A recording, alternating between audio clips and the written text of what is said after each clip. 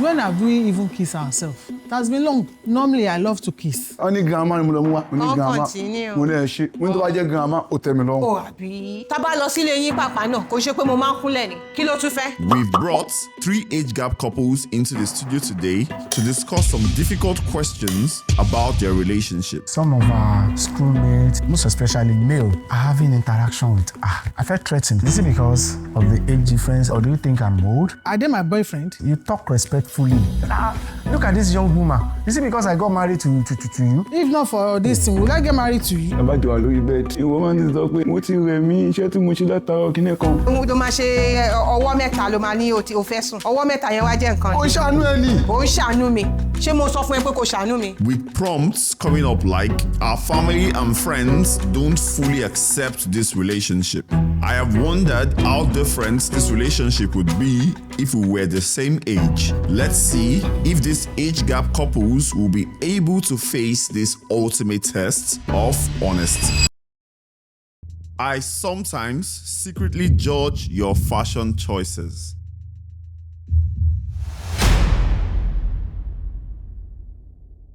Secretly, at times, I look maybe because of the age gap. I'm not saying I'm jealous, but at times the way she dresses, people around will be looking at her. I'm not saying she should not be looked at, but at the same time, I don't like exposing your body. That's why at times I talk about the way you dress and the way you go out. Tí bá múra jù ẹ́ lọ ń gbà mí, tí bá wò pé nǹkan tó wọ̀ yìí kò tẹ́ mi lọ, but máa sọ́sọ́ kan mi. But mo rò pé tí bá sọ fún ẹ, o lè bínú. Mi ò dẹ̀ fẹ́ nǹkan tó máa fi jẹ́ kí bí ìjà tàbí mo kó máa wáyé láàrin mi àti ẹ. Àwọn ṣòkòtò tí máa ń wọ̀ yẹn ńkọ́? Àwọn skimpy yẹn. Sọ̀rọ̀. Oh, like it. You don't like it? When we're getting dressed today, for example, I was one that told you to wear this top. Yes. You remember that even your belt, you could not fix your belt. I was one that practically wore your belt for you. So I'm a fashion designer now, 100. Àwọn ṣòkòtò yẹn náà ṣé pé kò wá òkè náà. Èmi ilé ti fẹ̀ jù tàbí kó ti ṣe kí ní pọ̀ ti lọ́kàn tiẹ̀. Wọ́n máa rò bẹ́ẹ̀ ni pé ó fitted, but èmi máa rò pé mi ò like ẹ̀. Ṣé o mọ̀ pé mo fẹ́ràn kí n máa wọ ṣòkòtò ju kí n máa wọ èyí tí mo wọ̀ wálé nìyẹn? Òótọ́ ni, àmọ́ but èmi ò like kíkó bí máa wọ ṣòkòtò. Òun ló gbọ́ ní ìsinsìn. Ìwọ̀n pé mi sọ fún ẹ rí. I don't like the way you complain. Me, I like to dress the way I feel like. You never complain the way I dress when we met each other. All I ask for is modesty. So the way I dress Like you dress today now, it's okay. But I don't like exposition of your body part. There's some places that people should not, like some cleavage, or what do you call it? All I'm asking is modesty. Owó bí tó bá ti ń wọ ṣòkòtò, ọmọ ó máa gbé gbogbo shape tó yẹ pé mi ń wò, tínú mi ń dùn. Una we máa wí, ẹ̀wọ̀n kan tó wí, I don't like it, but. Oh, call me. Why didn't you tell me all this while? Ó kàn wà lọ́kàn mi, kàn fẹ́ sọ. Èmi dẹ̀ feel pé ṣòkòtò, smart wear tí máa ń wọ̀ yẹn tó yẹ pé tá bá dìjọ jáde, wọn ò ní má gbà, máa ṣe pé tẹ̀lé ẹ̀yẹn. Kò ní ìsìn, òun ló ti gbọ́ ní ìsìn. Wájà Tó bá délé kò lọ ṣàtúnṣe. Jẹ́ ká ṣe báyìí. You said you complain about my dressing. I can't be going out and not dress well. But if I'm at home in my street, I can just wear shorts. I can go to my friend and wear slippers. That doesn't mean now because you are in your clothes, must you dress anyhow? I'm not dressing anyhow. I never dress anyhow. If I'm going to office, I dress corporately. If I'm going to church, I dress corporately. Wọ́n tún nǹkan tó wọ̀. Ìgbà tó máa múra jáde kúrò nílé, mo kàn ń wò ẹ́ ni. Ó gé mi sọ wọn kan. Ṣé mo kàn ń wò ẹ́ ni?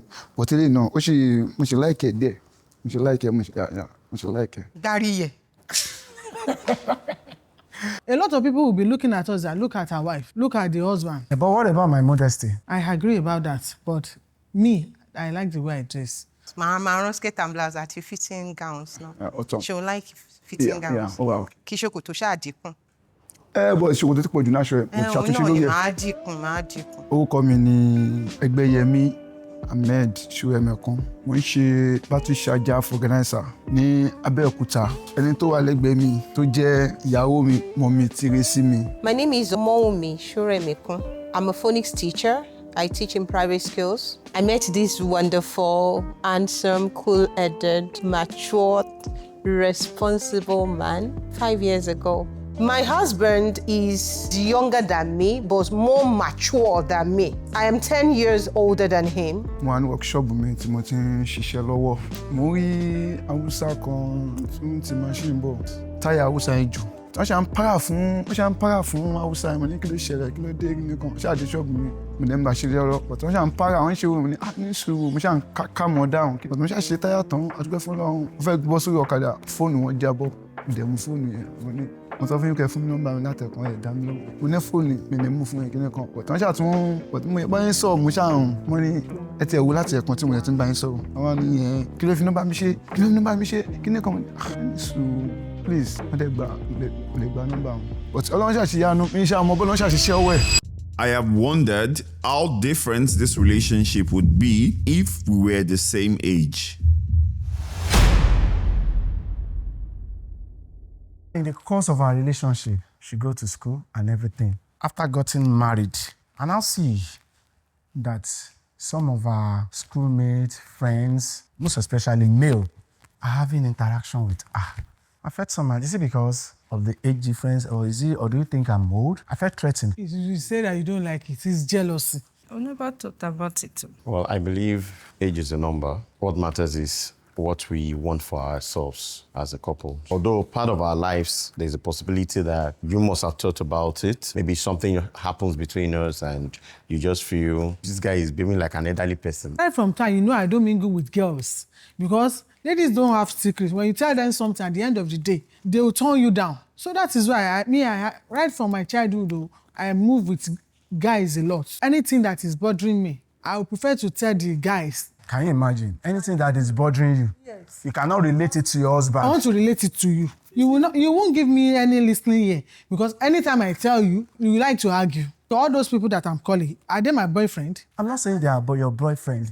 Let us be factual. There are level of play or talk that a man should go with a woman that is not his or her wife. See, there are levels. It's jealousy. You are jealous. That is it's not why. about jealousy. We are here. Jealous. We are being honest to ourselves. If the relationship wants to stand firm, both parties must respect their limits. That is just it.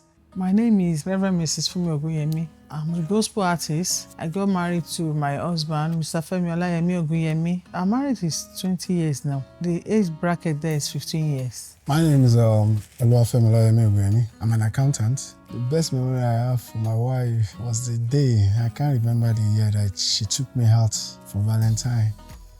I can't forget that day. So we were in VIP to pay all the bills. I was like, wow. She bought me clothes that I will wear that day. She has already changed. I'll never forget that day. My husband has done a lot of sacrifice for me in my business. It was my husband that gave me money to start my first business. And the business, in fact, I was even a distributor then. He sacrificed everything for me because my husband doesn't like me to be sad. He wants everything to be in my disposal. I am the more romantic partner.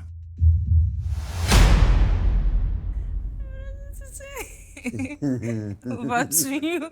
So I'm the romantic guy. Mm-hmm. Yes, you are. Thank you very much. In bed, I know you are more romantic than me. Olówó orí tèmi, aláàánú mi, alábàárẹ̀ mi, gbogbo nǹkan lèèyàn lè regret inú ayé bó ṣe. Mi ò regret pé mo fẹ́, torí ó fi mí lọ́kàn balẹ̀. Ó fẹ́ mi tọmọtọmọ ni, ó fẹ́ mi ju BUTs mi lọ. I wake up early in the morning to run errand for you, and you know the food you like. This morning I bought it, haven't I? Yes. So that's number one. Then number two, I don't allow you to go to market most of the time. I am the one doing the house show. Well, you know I'm very expressive when it comes to romance. Why are you not looking at me? Tó bá sọ pé lẹ́yìn ìyá mi, ta tún ni mo tún like jù ìwọ ni. Organizer ni mi. Tíṣà ni ẹ́. Ó rò pé eléyìí literate ni jàre. Àwọn tó kàwé tá a fẹ́ ń kọ́ kí ló ṣe. Bó tẹ̀ ipò tẹ̀ tún dà mí láàmú díẹ̀ kó dé ipò gbà. Normal now. I know how to express myself. Before we talk about that bedside, I like getting things because every time I'm outside, what keeps me going is you and our child. When it comes to romantic, it's not about bed romanticism, but it is about calling, knowing how you feel. Where are you? How do you do? Have you eaten? How is your work? When it comes to that, it's not as if I'm a bad person. I'm not just used to it. Don't you know that that's calling? It's just to know your welfare. I know. But you never call me. I know. You never talk about me. How is your workplace? I'm not used How to are it. you doing it? I'm not used to it. But I have been telling you. Ìjọ́ tí mo gba owó àjọ, ṣànkó fún ẹ sọ pé ó yẹ kí n máa dáwó pé torí sáìtì wa kìnìún kan tí mo ní mo fẹ́ fi ṣe nǹkan tó ṣe kókó fún ẹ torí pé wọ́n máa rántí bẹ́ẹ̀ ni abẹ́ẹ̀kọ́. bẹ́ẹ̀ ni sá. èmi tí mo lè kó owó tí mo ra wíìgì 60,000 ṣe mi try forget sir. ó tura ó rí bí mo ṣe kíjó mọ́lẹ̀ ńjọ́ yẹn ni. tó bá di wọn ládìmọ́lẹ̀ ńgbà yẹn náà máa ń like ẹ̀ but mo rí gẹ́ẹ̀ kan tó yí pé ó dé wíìgì yẹn ń wú mi gan mo ṣe rí wíìgì yẹn fit gẹ́ẹ̀ gan wọ́n á sọ ṣọ́ọ̀bù mi pé. wíìgì yẹn fit gẹ́ẹ̀ yẹn ṣé kò ṣe pé o ti ń wò. If somebody is doing something always, and at the same time that man is feeling I'm not being appreciated. I hope to I've change. been doing it for more than 20 years. It's not that the love is not there, but there are some things that you do that get me upset. Sometimes I'll be asking myself, babe, why are you doing this to this man? And what are the things that I do? ṣé tí bá wù máa wà fún ẹ but ó mọ̀ pé ọkùnrin làwa náà àṣà àlelẹ̀ blaster mú jù. kò pọ̀ àwọn obìnrin tó kọ́ máa wọ ṣòkòtò tó máa but nígbà yìí pé torí ọláfẹ́ tí mo ní sí ẹni nǹkan àti orí. Some things that you do that I don't like. Sometimes you say that you want to take an alcohol, and all those things, I don't like it. And I've been telling you, man, stop all these things, and you won't stop. Have you ever asked the reason why I take alcohol? Didn't I ask you? What did you tell me? What did I say? I said I will stop. You will stop. Did you stop? Because of your action and attitude. At times, I feel like I'm lonely. So by the time I take alcohol, I slip off. But you never ask. Thank God for this program. tí n bá ní kódà gan kọ́ ló ń gbé mi débẹ̀ kọ́ ló ń sọ mí di mú ìfẹ́ ilé tí n bá kọ́kọ́ kọ́ first ìwọ ló ní. ọkọ mi ẹlẹ́dàá mi bá mi pèsè fọ́kọ mi. wọn náà ó tó bí ojú bẹ́ẹ̀ lọ náà. Since when have we even kissed ourselves? It has been long. Normally, I love to kiss, but that thing of alcoholic thing, I don't like it. So that is why. àìmọye ẹni tó yẹ pé ó láìkí ẹ tó yẹ pé ó tún fẹ́ gbà ẹ̀ mọ́ mi lọ́wọ́. torí ẹ̀ ló jẹ́ pé èmi náà yín ṣe nǹkan tí mò ń ṣe. ló fi ṣe close marking. kì í jẹ́ pé mo ń jowú mi ń jowú owú kẹ̀. o mọ́nítọ̀ nǹkan ẹ property ẹ tó sanwó ẹ. máa gbọ́ olówó rí. ẹ bá lọ gbà ẹ̀ mọ́ mi lọ́wọ́. Based on the alcohol is the reason for the alcohol. But like she rightly said, then this is the right step to take because I want to kiss as well. Maybe this is the high time to stop it. Decision making is not always equal in this relationship. Mo wà fóníwà ló ń jẹ́ ọ̀rẹ́jọ̀rẹ́. Mo mọ̀ pé Ẹgbẹ́yẹmí ẹ̀bà ni ẹ́ torí oúnjẹ best food ẹ̀bà ni. Èmi dẹ̀kẹ̀rẹ́ ẹ̀wà ni ẹ̀wà àti dòdò.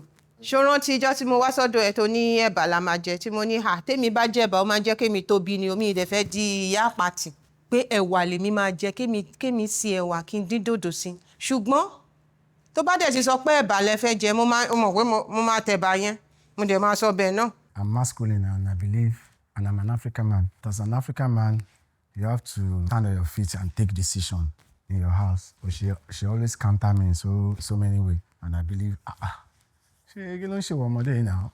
This is my house. So it's not always equal. I believe I should be the one making decision. Is there in any way Yes, because you are older than me. So I highlight your decision too. Okay, it's my decision that's always That is always counts. You have it's not that I am imposing my own decision. No. tí wọn pé máa ní lágbájá já gbégbèsè báyìí nǹkan tó yẹ kí n máa fẹ́ máa gbọ́n ọ̀sẹ̀ lẹ́nu wípé torí pé o mọ̀ pé o lọ skul ju èmi lọ tí n bá sọ wípé èmi gbégbèsè ó lè wò pé ẹ̀yin ọmọ nísàn àti ẹ̀sìn bẹ̀rẹ̀ mo ṣe máa ń wù ẹ̀. When I say something, you will not even agree. You will not agree. You will want your own to stand. And sometimes, if you are doing mistake, that I'm saying this thing you are doing is wrong, you want your own to stand. I'm not saying I'm 100% right. But most of my decisions are always perfect at the end of the day. Yes or no? Perfect at the end of the day. Why some people be going to A, you be going to Z.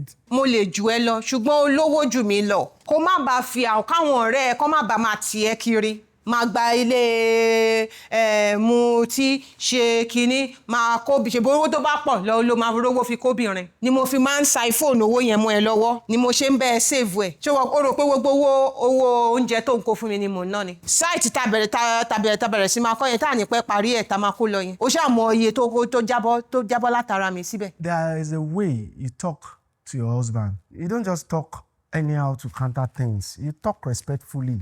Maybe because of the age difference, like we have been saying. When I talk to you, at the end of the day, you'll be getting angry. At the end of the day, I will now say, okay, let me just scatter this thing. If I'm telling you that this is A, this is B, you just come in. Ha! What are you doing? It's not like that. Is that a word? How will I not be angry? I will be angry that, look at this young woman. Is it because I got married to you? When you say you get married to me, when you are saying that, when you are getting angry, me too, I will say that, if not for this thing, would I get married to you? You make me feel as if I'm nobody. So at the end, I would now be saying, Ọlọ́run, ṣé mi ti wá ṣọkọ wọ̀ báyìí? Ṣé mi ti ṣọkọ fẹ́ báyìí? I do say it o. Ṣé mo fún àwọn ọmọdé sọ fún pé nǹkan báyìí lẹ́kọ̀ọ́ náà mi. Ṣé mo pé ilé yẹn náà?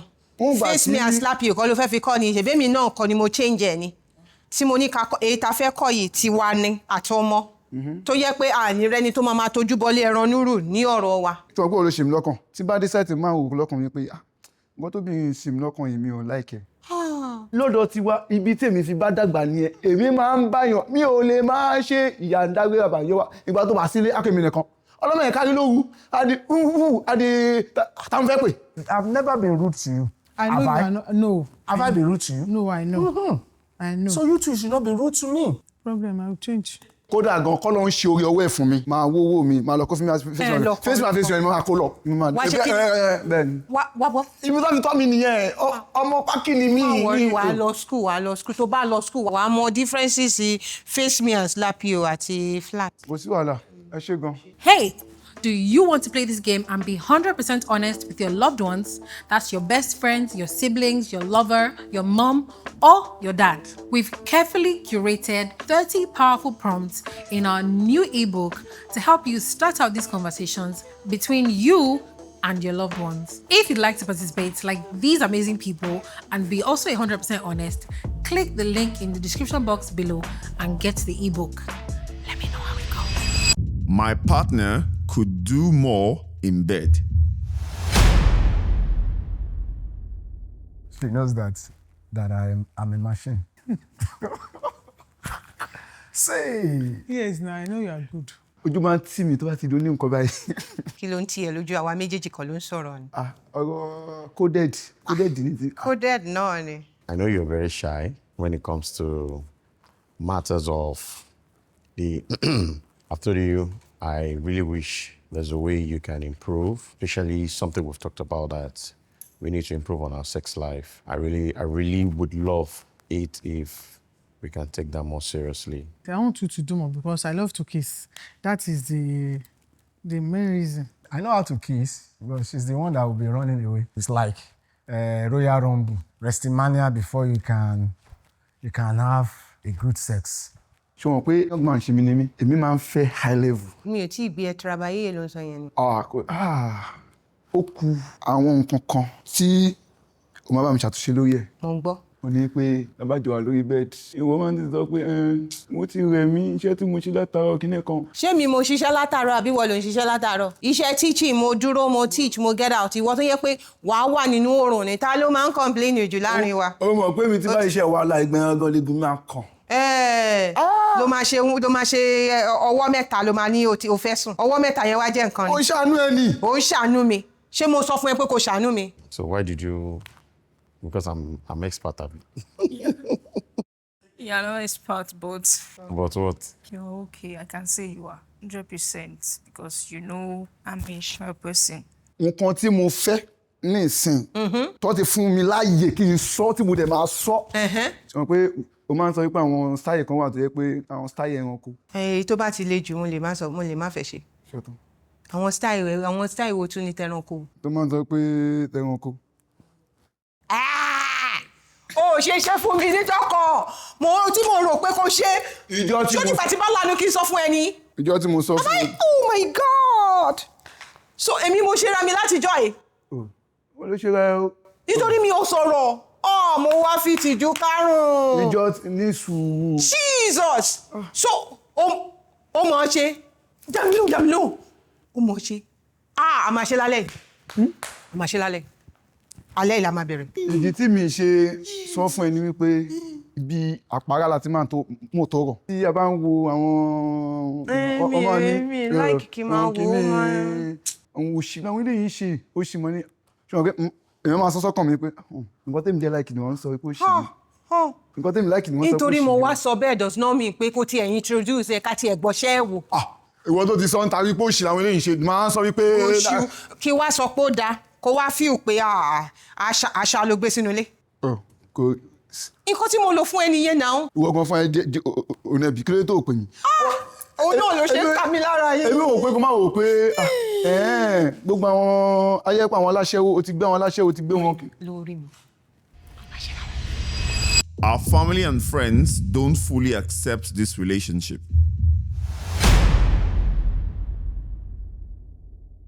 Nítorí tiẹ̀ àìmọye ọ̀rẹ́ tí mo ti lose. O ṣáà gé ni mi. Ṣùgbọ́n àwọn ọ̀rẹ́ tí mo ti ń bá ṣe láti kékeré àìmọye mi tó jẹ́ pé ó sọ pé torí mi ò gbọ́ràn eré tí kún ni mí.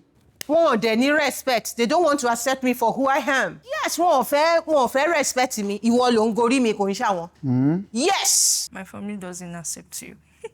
Oh, with God, we thank God today.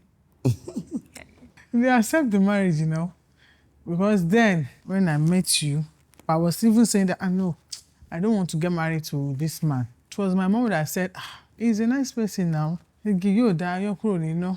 Like those Yoruba adage, but everybody accepts. You're dealing with an exposed person. Your friend has to give me my due respect. Àwọn ọ̀rẹ́ ẹ gbọ́dọ̀ respect me. You understand what I'm saying? Ṣé wọn kì í bẹ́ẹ̀ náà ni Aunty Silver? Ṣé wọn pé ọ̀tọ̀ sọ náà ni pé lẹ́yìn tó fẹ́ ṣé wọ́n lè pọ́n wọn lé? Mo ń pọ́n Aunty Silver lé, wọ́n ń pọ́n lé náà nǹkan tó kọ̀. She's just biased. Nǹkan tó ṣe fún wọn kọ́. Ó wà biased. Ó wà biased. Yes, ṣe bá Aunty Silver ni mò ń pè wọ́n. Mi ò ṣáà pè Silver, mo ṣáà ju Silver lọ. Nígbà tó náà so. Tá bá lọ sílé yín pàpà náà kò ṣe pé mo máa ń kúnlẹ̀ ni kí ló tún fẹ́. The first time I heard your mom speak about me was not too good enough because of the age thing. Your cousins, your aunties, they felt I was much older than you. At the time, your mom said, Baba 70. I had to turn deaf ears to a lot of things that was said about me from your mom. Pàdé mi kàn yín bẹ́ẹ̀ ni pé ẹni tó bá ti gba tiẹ̀ mistake ló máa wá. Wọ́n ní grandma ni mo lọ mú wá. Mo ní grandma. Mo ní ẹ ṣe. Mo ní tó bá jẹ́ grandma ó tẹ́ mi lọ́rùn. Oh, àbí. No, everybody accepts. When my mom saw her, I said, Femi, níbo ló fojú sí látijọ́ ẹ̀? This is your wife. I said, thank you. There's an habit my partner has. I wish they would change.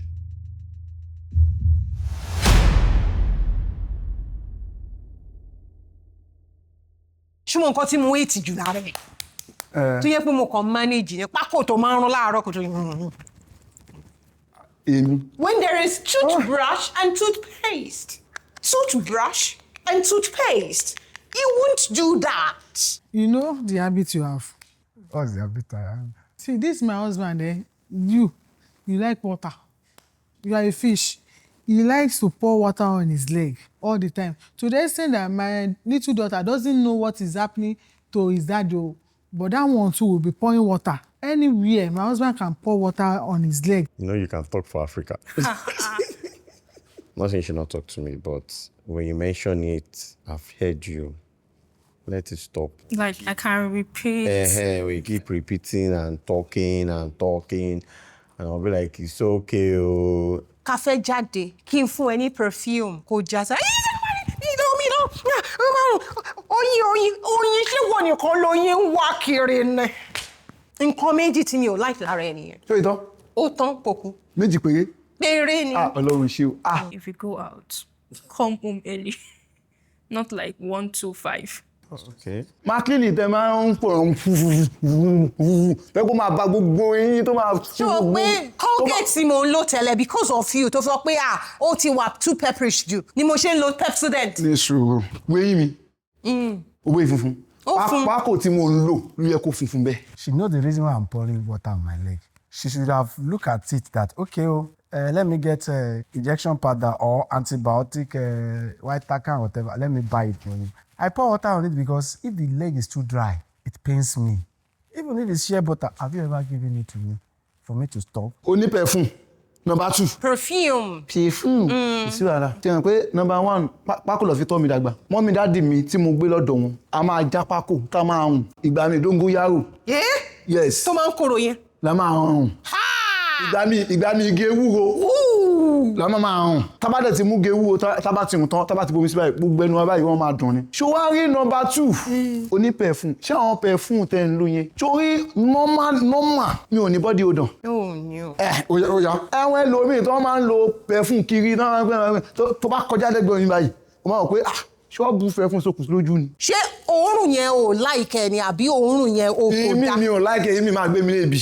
Because you are lazy. Me, I know I'm lazy. Hey, but you should change. I'm not lazy. That's why I train my children. Hey, but you should change. See, children listen. cannot do all things. Children cannot do all things. Or when we have 4 girls at home, they cannot do all things. They can't do all things. Hold You on. yourself, personally, Hold on. try and do something. Try and do something. Do you want to kill myself? tọjọ́ ti yẹ Mo ń gbọ́. èmi fẹ́ sọ báyìí. Mo ń gbọ́. Number 1 tí n bá sọ̀rọ̀ ó máa ń gbó mi lẹ́nu. Guilty. Bẹ́ẹ̀ ni abẹ́kọ̀. Guilty. Màmá bínú kan. ẹlẹ́ẹ̀kejì kí n sọ wípé mò ń lọ odò Odò. kó ní kí n máa lọ. Ṣé máa lọ sódò? mo pòwe ní bí pé mò ń lọ ibì kan kó sọ pé kí n máa lọ. Ó ṣe máa lọ. Tó ò ní mú mi dání. Bí ìgbín bá ń fà ní ìkarahun ẹ gbọ́dọ̀ tẹ̀lé ní náà. bọ̀ tí ìgbé tó bá ti yọ́nú ìkarahun. Ìyẹn ti kú. kò bá àkàn jáde mọ́. What do you want me to do? Once in a time, try and supervise. See, when I and have the strength and energy, you do normally take food to the office. I normally wake up very early to cook for you when you are going to the office. Even it was the doctor that said, madam, because of your air status, don't stress yourself. I'm not arguing that. So what else do you want me to do when the children is in there? the kitchen. Oh, what are you doing? How is it I like? should supervise. Yes. ọbẹ̀ tó máa ń sè òun fi magi sí dáadáa èmi dẹ̀ láìkì magi ìwọ láìkì magi. wàá pé ìgbà mi wà tí tó bá ti ṣe ẹ̀wà ẹ̀rù náà ẹ̀wà ẹ̀ tó ń pariwo wá sí ẹ̀wà òní ṣúgà sí. a máa jẹ wa báyìí lásán báyìí ṣé ló máa dàbí. Jẹ̀díjẹ̀dí. kí ni jẹ́jẹ́jẹ́dì. Oh my God, you want to kill yourself? Ṣúgà nínú ẹ̀wà. Poison ni. Poison. Yes. òun ló dùn jù. Àlùbọ́sà bá ti pọ̀ nú ẹ̀, onions and a pinch of salt, there is not too much. ìgbà tó ń sọ tiẹ̀ èmi ò sọ̀rọ̀ o. Oh my God. Ṣé mo pé mo wà hypertensive? tó bá ti ń lo oògùn ẹ̀ kò sí wàhálà. o gbọ́dọ̀ máa tẹ́ ọkọ ẹ lọ́rùn ni. Èmi ni kí n máa lo oògùn. o gbọ́dọ̀ máa tẹ́ ọkọ ẹ lọ́rùn. Ṣé bí tó fẹ́ràn mi dé ni? wọ́n ní ọbẹ̀ tí ọkọ lé kì í jẹ ìyàwó lé kì í sè. Kò ń ṣe bí ti tẹ̀wà kí n máa fi ṣúgà sí. Àwùsù be true ni, kò possible. Number 4. Ó tún pé 4. ó pọ̀ sí ẹ̀ tàbájọ ń jáde tó yẹ kó kún kínní kó wà pépépépé ọ̀tí ò ní kún kan wá sọ pé ẹni tí ò fa ìnù máa ń ní pé tó bá ti kún kínní ó ti máa wà ti too kún. artificial natural look. Ṣé mi ò fine by? ní sùúrù ṣé o máa wo fíìmù ni o máa wo àwọn kínní tó máa ń. The funniest thing is that tó bá ń nu makeup yẹn tán wàá wá rí gẹ̀gẹ́ gbogbo kínní yẹn chemicals ni tó bá tó stage kan. ọ̀nà original ẹ̀ wá o fake ni chemical original ẹ̀ wá o. Ṣé o lè náwó original? ọ̀nà original ẹ̀ wá o. Kí n ra Mary Kay o ní 55,000 àbí 100,000, can you give me the money to buy it? kí ló dé 100,000. Yes. tó yẹ fẹ́ kun kínní. Yes. If you want me to use it, yes. tó yẹ ju 10,000 lọ ni. Jẹ́ kí ni kí ló pé? 10,000. Kí n lọ lo ní 10,000 kó di ìfọ̀ kí ojú mi rí ṣùkùṣùkù àbí kó wá lọ máa wọ́ ọmọ kékeré kan kiri. mo béèrè lọ́wọ́ ṣáídà gan gbà tí ètò ń lò olóní 5,000 wà. oní 3,500 wà. No, ètò ẹ̀wọ̀n tó yẹ kó high. No, I can't 10,000. use it. I can't use. O máa fún mi ní 150 kí n fi ra makeup kit. 150,000. Bẹ́ẹ̀ ni sà, ẹ bá ti fún mi màá bá yín ṣe, màá máa lò. mọ́ èmi kọ́ta mọ́ èmi àti dáàdì mi gan ọ̀tún bẹ́ẹ̀. kí ló dé 150,000. Ọbẹ̀ tó dùn. Here is an open prompt. You both will get a chance to ask yourself one question each. Are you still in love? I'm in love. But see, this marriage of a thing, we are just managing each other. So that is it.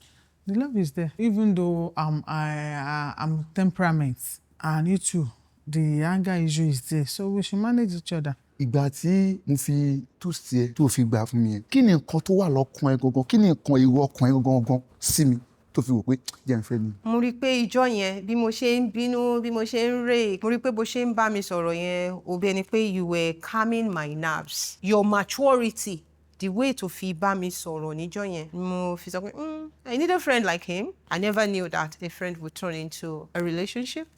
And the relationship will turn into marriage. And we thank God we are blessed with a beautiful daughter that looks more like you than me. Your own is that maybe when your wife has gone out, he has gone out to meet another person. That is your own thinking. When will you erase that from your mind? That's not a question. That is the question I'm asking you now. Nínú gbogbo obìnrin tó o ti pàdé, why me? Obìnrin tó jẹ́ pé ó máa ń gbó ẹ lẹ́nu, obìnrin tó jẹ́ pé gbogbo nǹkan tó bá fẹ́ ó máa fẹ́ kó ṣe fún ẹ, obìnrin tó jẹ́ pé kò ń jẹ́ kó ń jáde. Why do you love me? I've told you severally, I've said it even in this program, that my calling is just to make sure and see your welfare reason. I apologize, maybe the way I call you. I'm not trying to be too protective. I'm not God. But I'm doing it in my capacity. And I know about a lot of things that happens. And that's why I do such a thing. So I'm sorry. Ṣorí n tó fà ni wípé Múlùṣùpá ó kọrin kan ní ìyàwó mi fẹ́ ṣùgbọ́n ó fẹ́ mi mọ́ ṣùgbọ́n mi èmi gangan mo fẹ́ pẹ̀lú ṣùgbọ́n ó mọ̀ pé èmi náà bá ṣe wà Like Òṣùpá ṣá. kò sẹ́ni tí ò ní attitude ẹ̀ kò sẹ́ni tí ò ní ibi tó kù sí èmi náà mo ṣe wà náà bí ẹ ń sọ pé kí náà èmi náà níbi tí mo bá kù sí tí bá sọ pé gbogbo wà tí òkè ipò tó pò ń gbómi lẹ́nu mo mú ẹ̀mú lé ẹ̀ dànù. jọ ń tẹ Ọlọ́run olúwa tún kó sí ó tún padà sẹ́sẹ̀ àárọ̀ náà ká padà sẹ́sẹ̀ àárọ̀ mi mọ̀ tí mo tún máa fẹ́ bẹ́ẹ̀ wọ́n máa lù mí ní ìlú bá bẹ́ẹ̀ wọ́n máa yọṣẹ́ sí mi ní tí mo mọ̀. ó ti tó lẹ̀ yí pé. mo wà fún níwà ló jẹ́ ọ̀rẹ́ jọ̀rẹ́. nǹkan tó lọ bá fún yàn. Despite everything, I would still choose you again. I will still choose it again. I will say it more. Despite coming home late. I will choose you more every day. Thank you. I'll choose you too. Every day, yes. I love you. Despite everything, I will still choose you because you are caring and loving. When I was in school then, I do say that, if I want to get married, I'll get married to those hip-hop guys. If I didn't be, I got married to those people. My marriage, I will never be in my marriage now. Kò sí wà tó lè wù tó lè dùn mí mọ́ tọ́jọ́ bá jọjọ́ nígbàkigbà wọ́n gbà tá ṣe wà lórí ìyẹ̀pẹ̀ ìwọ náà ṣì ni màá mú ní. I love you. I love everything about you. You compliment me. Ọ̀dà mi ò lójú méjì. You brought the best out of me. You worked on my weakness and turned it into a strength. Taye batun taye. I'll prefer you. I love you. You know, I always play one music that I always like then. Is it Gangoso? Not Gangoso, No. not nice. Akon. Don't put the blame on me. And I apologize for everything I have done. If that will make you a better person, I will make the love to glow again.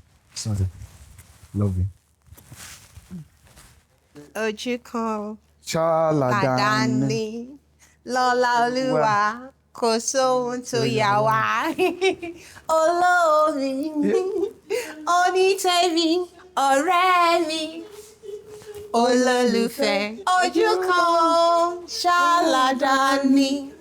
Lọ́lá Olúwa kò sóhun tó yà wá. Àwọn nǹkan tí mo tẹ̀tún wá gbọ́ lé ni for example ó máa ń pákó tó máa ṣe wí tútútútútútú rẹ̀ tó lè fi pé fún ò lè fi sáré ó lè ṣe kí ni wọ́n. One thing I've learned about her is her truthfulness based on my alcohol intake. There are some times he kept quiet for me. His keeping quiet then does not mean he doesn't have one or two things to say, but he was just doing that to let peace reign. If you're in love with someone you're widely older than, don't let anyone confuse you. But your parents will leave, your relations will leave, your friends will go, and it's just the two of you. You know what you want, you go for it, and you build it up. Through respect. People can say, yes, I'm older than him. Age is just number. Oluwafemi Temitope, I always love you. The sacrifice you have made in my life is a long way to go. When I was in crisis, when we were ejected out of the landlord house, you were there. Thank you for that. I love you. I always love you. I always take good care of you. I always make sure that the smiles on your face don't go down. Lórí mi, ẹ̀gbọ́n mi, ẹni bí ọkàn mi. Thank you so much. I know you really love me. I love you too. And I will continue to love you. Because if not for you, I wouldn't be where I am. We love ourselves to eternity. In Jesus' name. Fi ayé mi náà ní ọkàn mi, ẹ̀yin ju ẹgẹ́ mi. Wọ́n ní èkùrọ́ lálábàákú ẹ̀wà.